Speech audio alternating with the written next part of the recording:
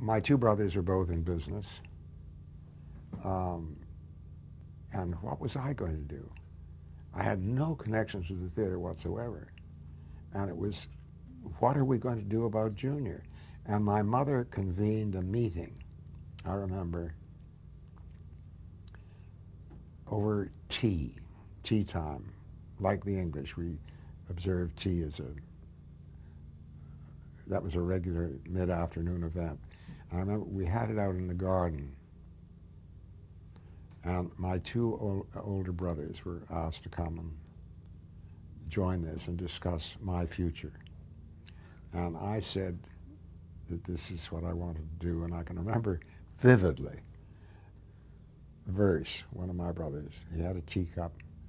He took a sip of tea and he put it down the cup, put the cup on the table, went back, pulled his arm and said, Hume, how many years do you think you can afford to waste?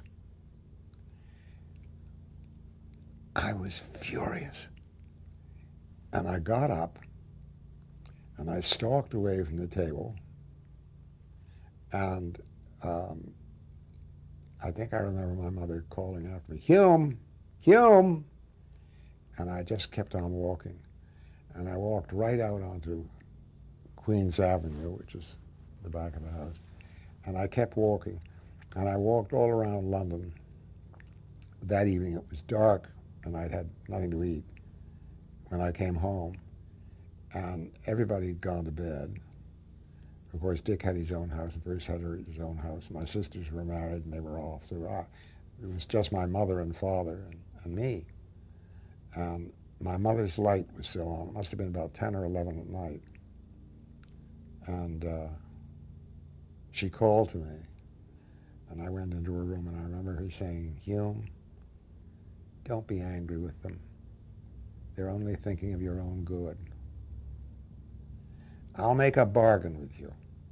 Go back to McGill for another year.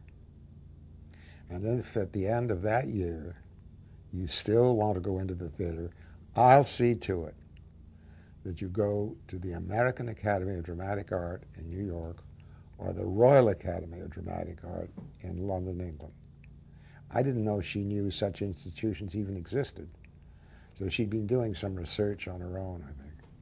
And I just said, done, you know, and that's what I did. I went back and I finished my sophomore year, and then I went to the American Academy of Dramatic Art in New York.